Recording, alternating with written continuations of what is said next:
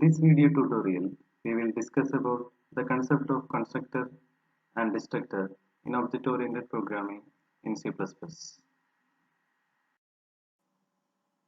Next, we will see constructors in C++. First, we look at what is constructor.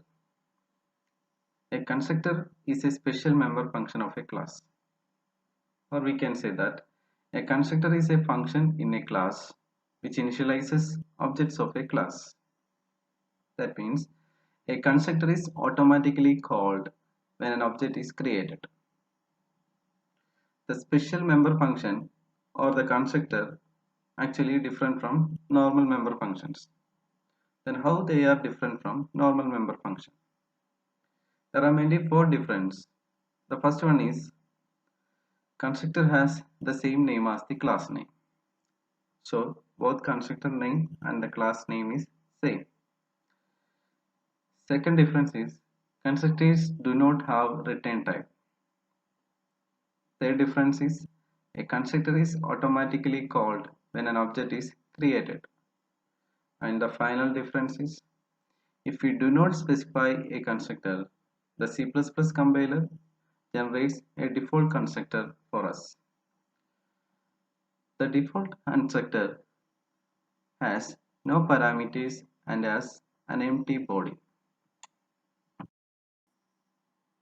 Next, we will discuss about the syntax for defining a constructor function in a class.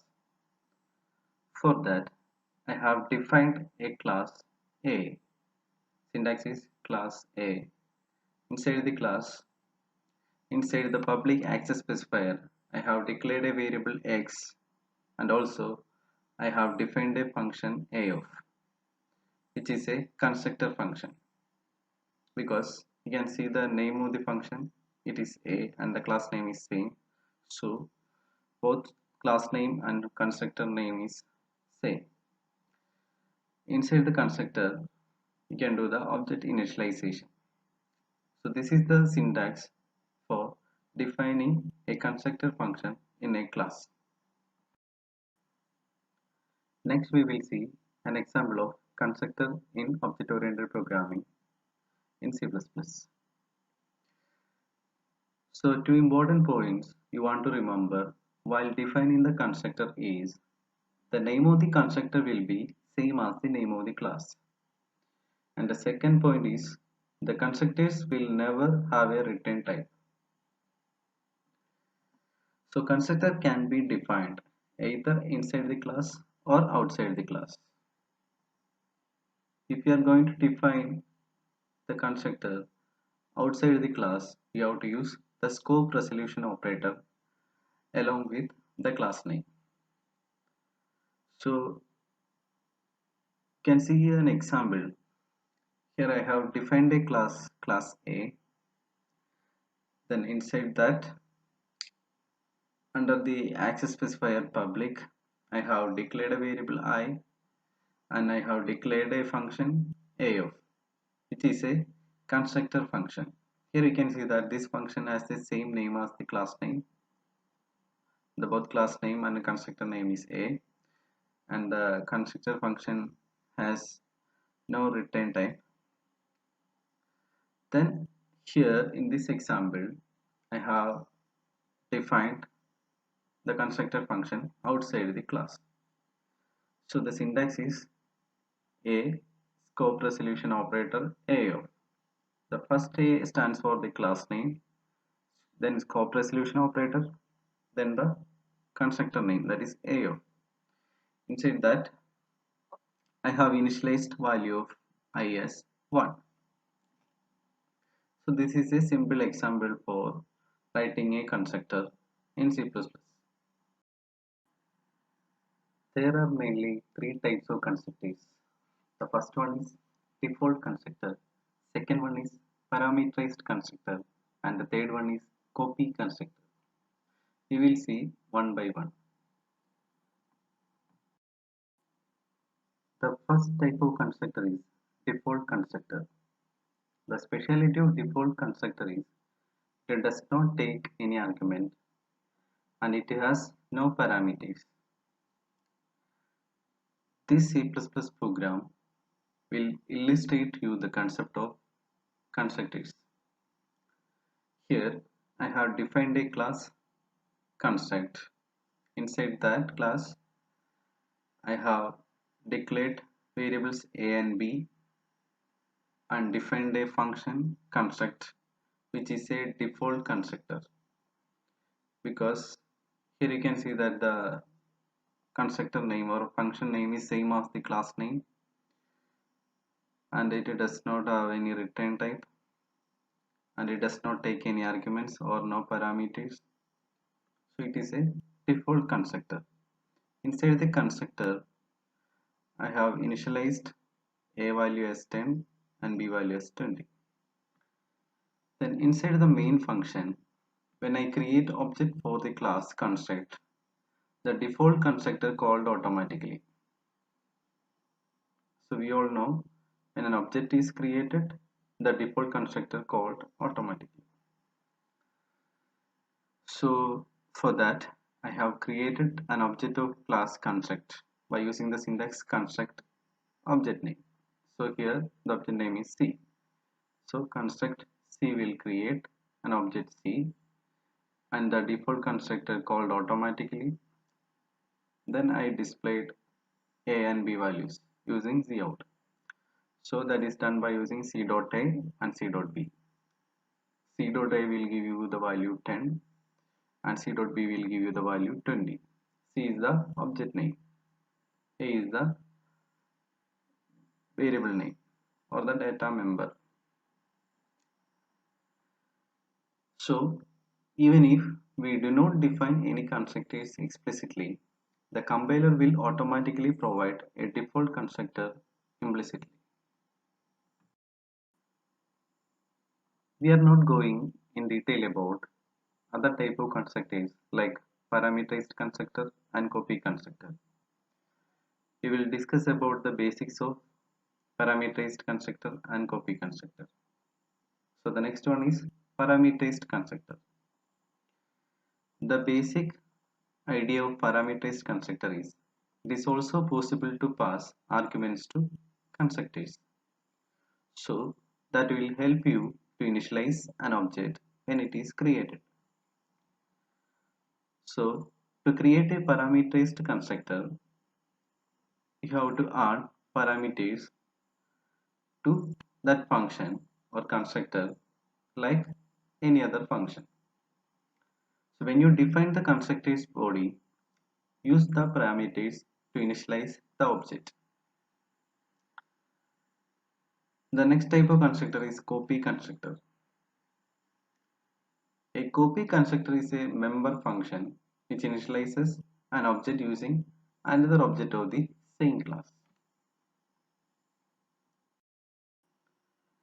Next we will see destructors in C++.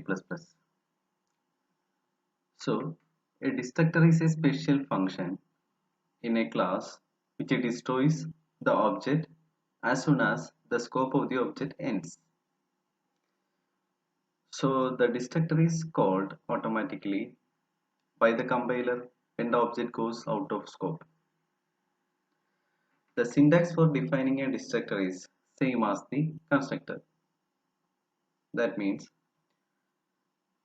the destructor name is same as the class name and a tilde symbol is added prefix to the destructor name. We will see the syntax and example in the next slide. This is the syntax for defining a destructor in object-oriented programming. For that, I have defined a class A.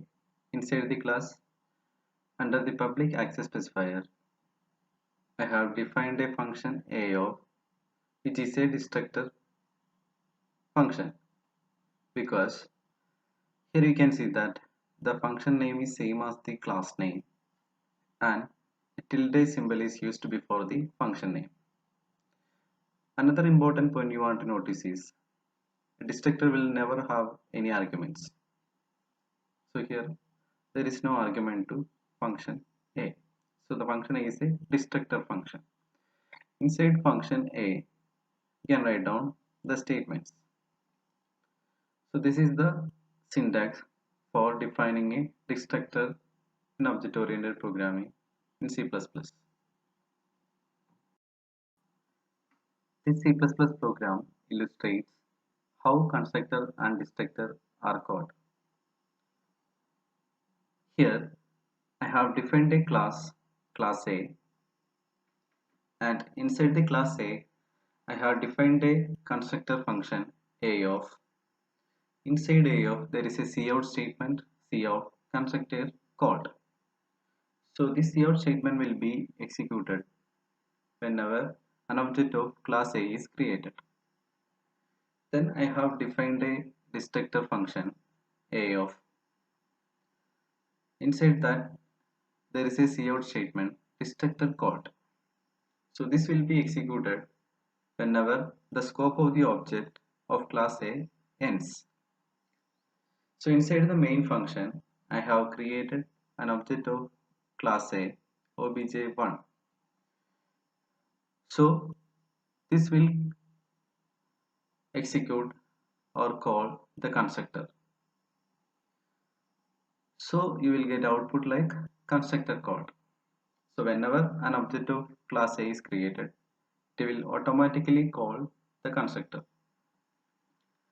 So you will get output like constructor called. Then the next statement is a variable x is initialized with value 1. Then if of x is true,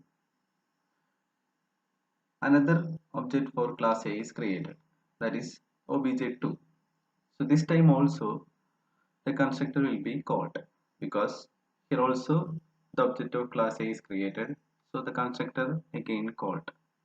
So you will get output like constructor called. Then when you close the curly bracket of this statement, if statement, the scope of the objective ends. So the destructor tilde af will be called, and you will get output like destructor called.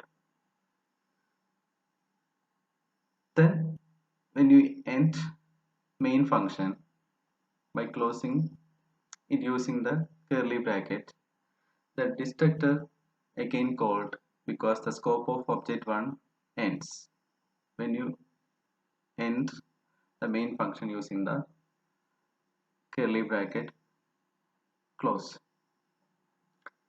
So you will get output like destructor called again. So the final output will be constructor called, then destructor called.